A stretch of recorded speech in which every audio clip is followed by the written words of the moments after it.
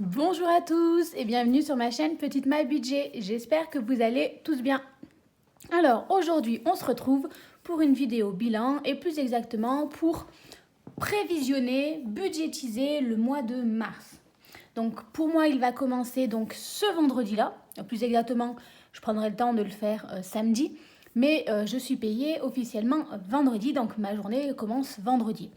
Comme je sais que je suis payée vendredi, et que je fais des courses, vendredi je ferai mon drive pour la semaine prochaine et comme ça après je retirerai l'argent et tout que j'ai besoin samedi. Et voilà, première chose que j'ai besoin de faire et que j'anticipe toujours 2-3 jours avant. Là j'ai oublié parce qu'avec le retour des vacances, en principe j'aime bien le faire une semaine à l'avance. J'aurais dû le faire samedi dernier. Bah là on est mercredi, c'est pas grave, je le fais. Mais voilà, j'aime bien l'avoir fait un peu avant, comme ça quand je reçois mon salaire, je sais déjà où je vais. Donc, pour cela, moi j'utilise toujours mon petit cahier. Hein, voilà, je mets tout dedans. Après, on peut utiliser pour plastifier des feuilles, des choses comme ça, mais au moins, moi c'est pratique. J'ai tout au même endroit et puisque je l'avais, ça m'a évité de faire des frais supplémentaires. Le plus important, c'est de trouver ce qui vous convient. Peut-être zoomer un petit peu pour que vous voyez. Donc voilà. Alors, hop, ensuite il me faut un stylo rouge et un stylo vert et peut-être un stylo noir, mais je ne sais plus ce que j'en ai fait, donc on fera ça. Quoique je dois avoir ma trousse pas bien loin. En tant que bonne enseignante, il faut avoir toujours plein de stylos.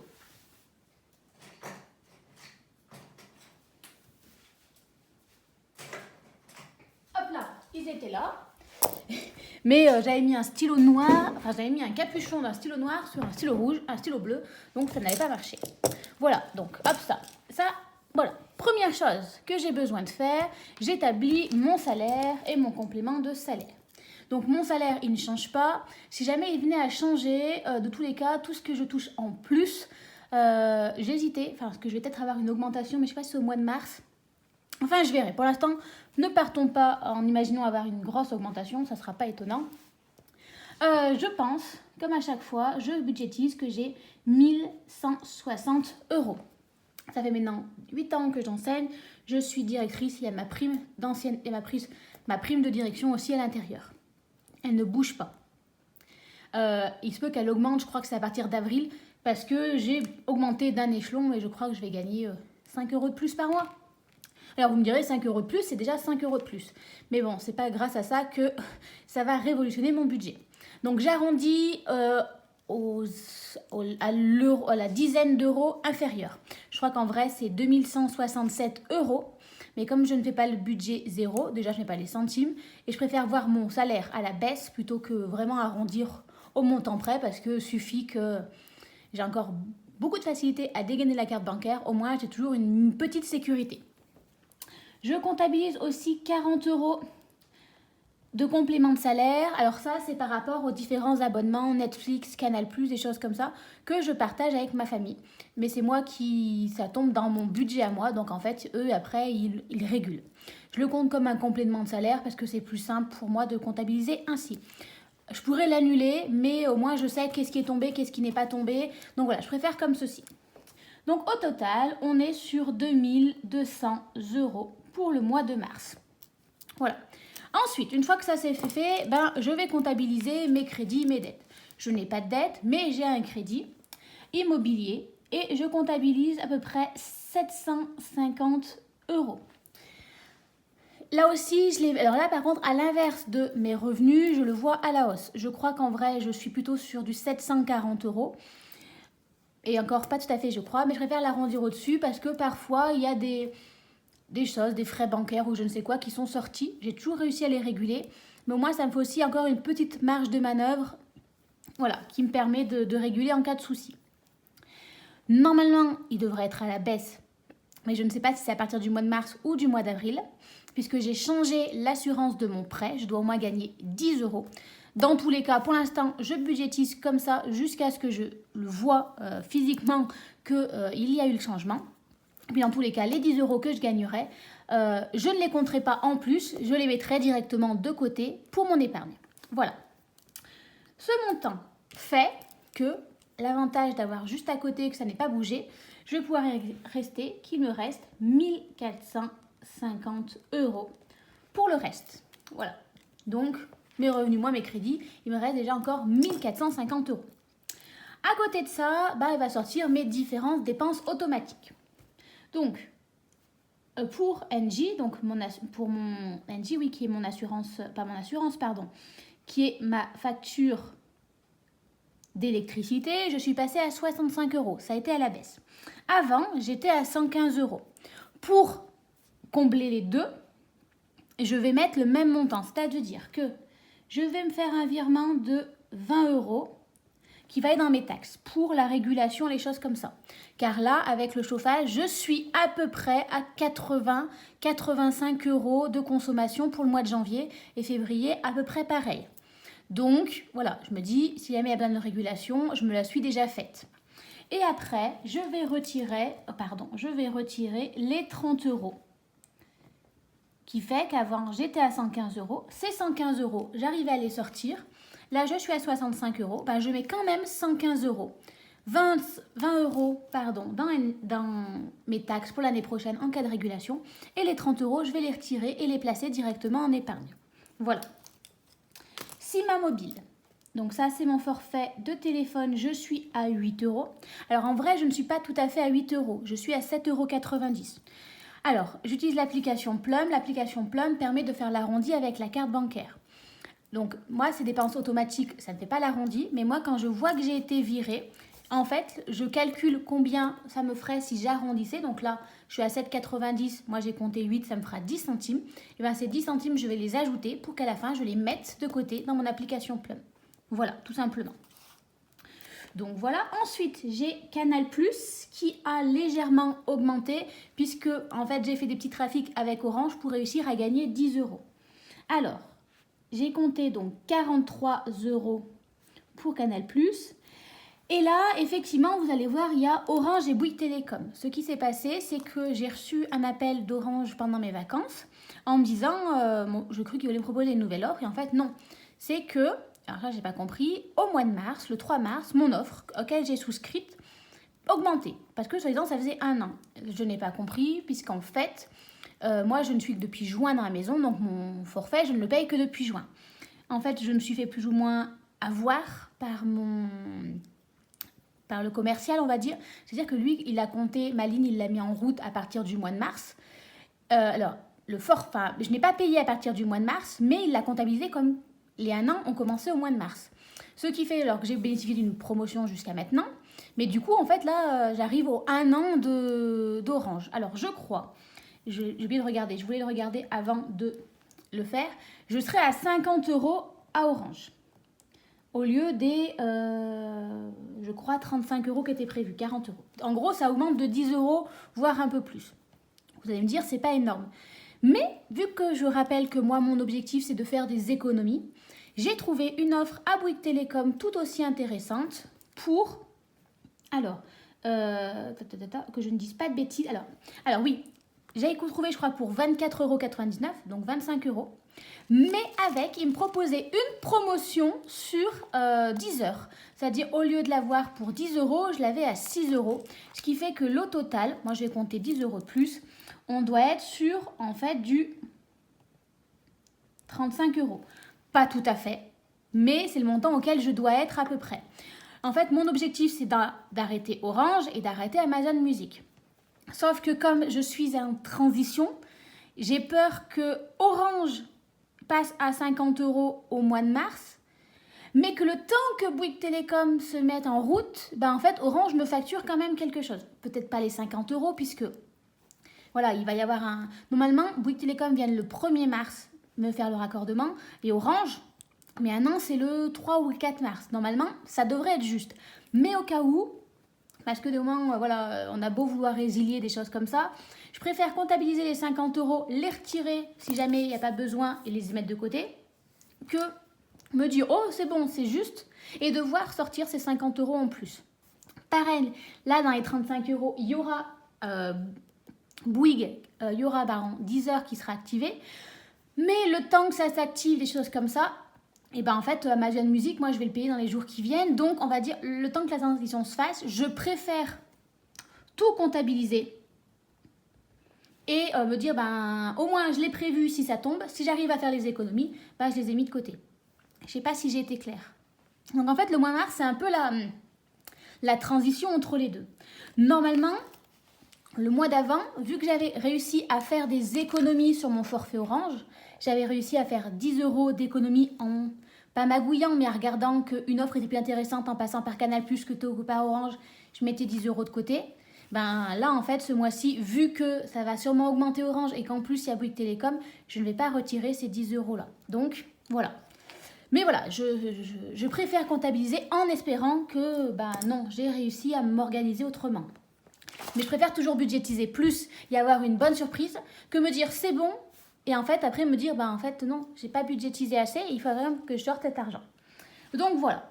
Ensuite, je vais également avoir mon assurance de la maison, 25 €. C'est un peu moins, mais là pareil aussi, j'arrondis parce que tout simplement, je crois que c'est 24,10 €, ben les 90 centimes. Une fois que c'est passé, moi je l'arrondis et je fais un dépôt de ces petits centimes-là sur Plum. 16 €, je crois que c'est l'assurance vie. 11 € c'est la prévoyance santé ou c'est l'inverse, l'une des d'autres. Je ne sais plus laquelle. 50 €. Qu'est-ce que c'est que ça ? Ah oui, ça doit être ma mutuelle. Donc ACM, tout au crédit mutuel. Mes frais bancaires sont de 7 €. Ben, on les compte aussi parce qu'ils tombent. Hein, voilà, moi j'arrondis, vous voyez, c'est tout. Il n'y a pas de virgule parce que je trouve ça bien plus simple. Mon assurance voiture, c'est 50 €. Alors, en fait, moi, c'est à l'année. Mais une fois que j'aurai reçu mon salaire, je vais faire un virement de 50 € dans mon enveloppe virtuelle pour l'entretien de la voiture. Comme ça, quand il faudra payer mon assurance, ben, j'aurai déjà l'argent nécessaire. Parce que je le paye en une seule fois, ça me revient moins cher. Mais moi, je me le mensualise pour ne pas avoir sorti seulement la grosse somme au mois de janvier. Amazon Music, du coup, 11 €, même si j'espère que je ne l'aurai pas ce mois-ci, parce qu'une fois que Deezer sera activé, vu que j'avais une promotion, que ça venait moins cher qu'Amazon, voilà, autant en profiter. Ça faisait partie de l'offre qui m'offrait Bouygues Télécom. Donc voilà, vu que mon idée c'est de faire des économies, 11 €, là c'était 7 €, je fais quand même 4 € d'économie. C'est pas énorme, mais c'est déjà ça de gagner.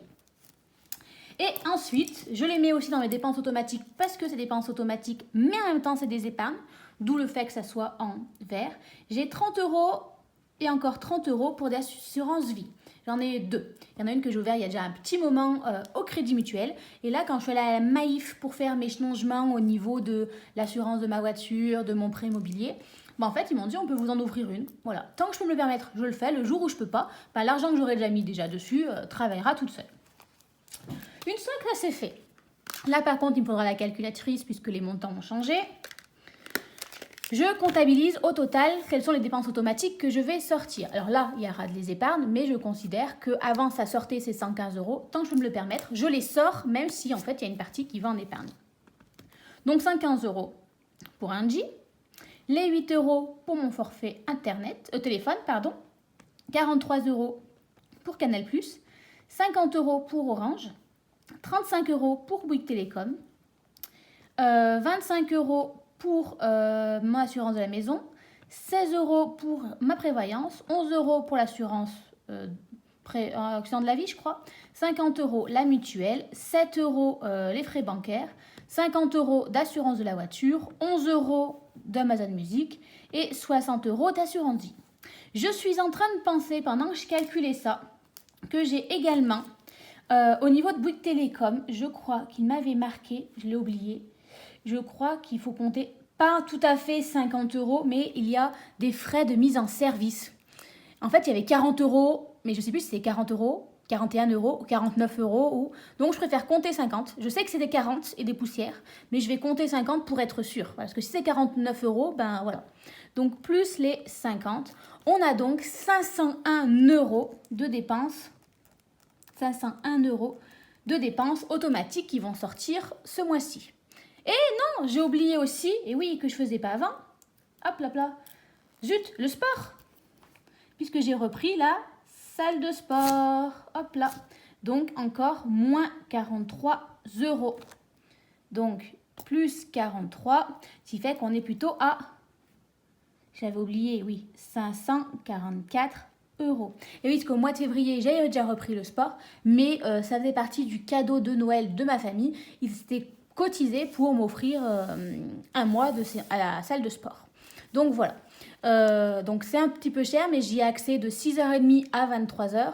Et là, j'ai pris l'habitude d'y aller pour prendre mes douches, les choses comme ça. Donc l'un dans l'autre, je vais être gagnante aussi au niveau économie, puisque au niveau de l'eau et de l'énergie, puisque pas besoin de chauffer la salle de bain et choses comme ça, puisque la salle de sport, elle est déjà chauffée. Voilà, j'avais dit que je budgétiserais aussi ce mois de mars mes séances chez la psychologue parce que j'y vais tous les mois. Mais vu que là, je n'ai pas pu y aller au mois de février puisque des rendez-vous se sont collés dessus, je vais y aller qu'au mois de mars. Donc en fait, je vais y aller qu'une seule fois au mois de mars. Donc voilà, je vais faire une économie. Mais à partir du mois prochain, il faudra que je comptabilise. Mais bon, vu que normalement, le mois prochain, je n'aurai pas Orange et je n'aurai pas Bouygues à ressortir 2 fois, on devrait réussir à s'en sortir un peu plus sereinement. Donc une fois qu'on a fait ça, ses revenus, ses crédits, ses dépenses automatiques, en fait on prend déjà moi ce qui me restait quand j'avais fait mes revenus, moins mes crédits, donc je prends les 1450 qui me restaient et je vais venir déduire les 544 euros ce qui va être obligé de sortir de manière automatique. Donc il va me rester 900 euros. En vrai, il me reste 906, mais les 6 euros, je ne vais pas réussir à les partager sur 5 semaines. Ça me ferait 1 euro de plus. Ça va plus m'embêter qu'autre chose. Et de plus, en fait, ça fait les petits, vous voyez, là, il y a 7 euros, là encore 6 euros, là, il y a peut-être 2-3 euros. Ces petits euros-là fait que si jamais j'utilise la carte bancaire pour un achat imprévu, une petite bricole, je ne suis pas à découvert. Voilà. J'en laisse toujours un peu sur le compte bancaire. À la fin du mois de mars, si je n'ai pas dépensé ça, ces 6 euros plus les 2 euros là, plus ces 2 euros là, là c'est 7, ça va me faire une quinzaine d'euros. Ces 15 euros, je les vire et je les mets en épargne. Voilà, c'est que 15 euros, mais 15 euros fois 12, on met 180 euros d'économie. On n'ira pas bien loin, mais ça permet de se faire des petits plaisirs. Hop là. Du coup, une fois que ça c'est fait, qu'on sait ce qu'il nous reste, maintenant je fais mes enveloppes du mois. Alors, je ne fais pas les épargnes en début de mois parce que je n'arrive pas à me projeter à moi directement sur mon mois. Donc, qu'est-ce que je fais? Mes 900 euros, je regarde si je peux les diviser par 5. 900 que je divise par 5, ça fait 100. Ah non, parce que j'ai oublié ça. Mes 900 euros, une fois que j'ai fait ça, il faut que j'enlève les 200 euros d'essence. Hop là. Parce que l'essence, je mets environ 200 euros. Normalement, si j'ai des rendez-vous, des choses comme ça, donc je devrais en avoir besoin. Donc voilà, je budgétise mes 200 euros. Il me reste donc 700 euros et ça, je vais le diviser en 5 puisqu'au mois de mars, il y a 5 semaines. Ça fait 140, ce qui fait que j'aurai un budget de 140 euros par semaine pour le mois. Donc, la semaine 1, j'ai 140 euros. La semaine 2, j'ai 140 euros. La troisième semaine, 140 euros. 140 euros et 140 euros pour la 5e semaine.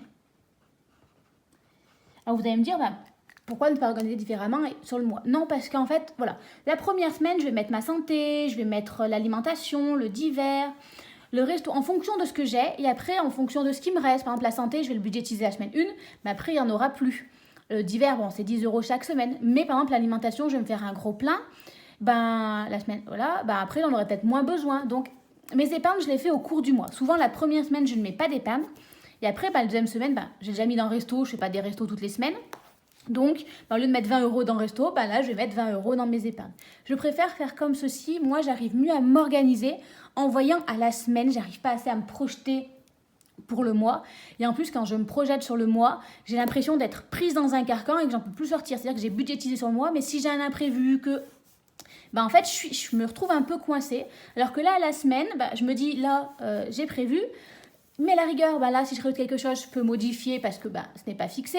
Et au cas où, si cette semaine-là, il y a quelque chose que je rajoute que je n'avais pas budgétisé, c'est pas grave parce que vu que les autres semaines, elles sont pas encore fixées, je peux me permettre d'adapter. Je sors la carte bancaire et je paye 30 euros parce que tout compte fait, on s'est fait un restaurant.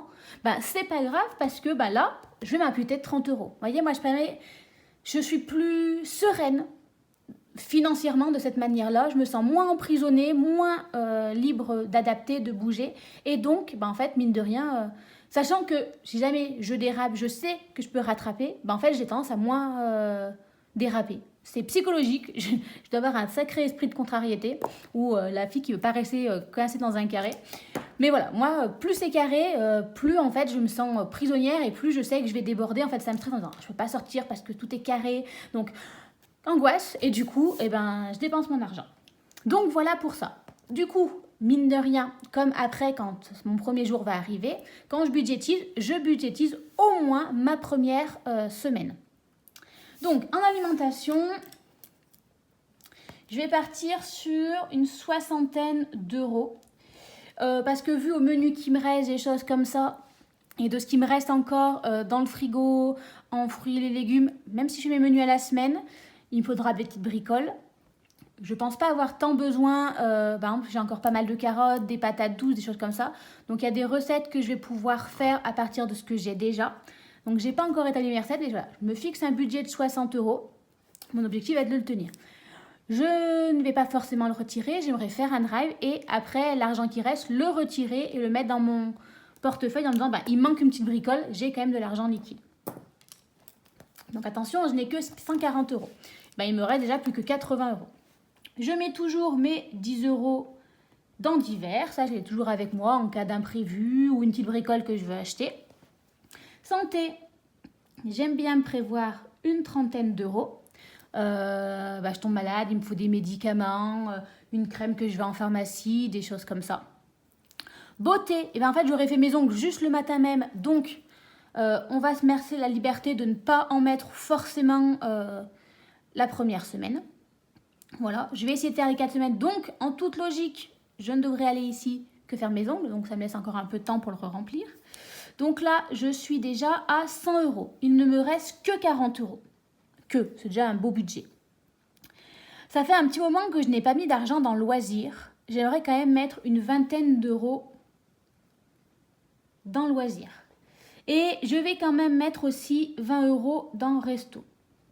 Alors j'aurais fait un restaurant vendredi, donc juste avant d'attaquer mon nouveau mois.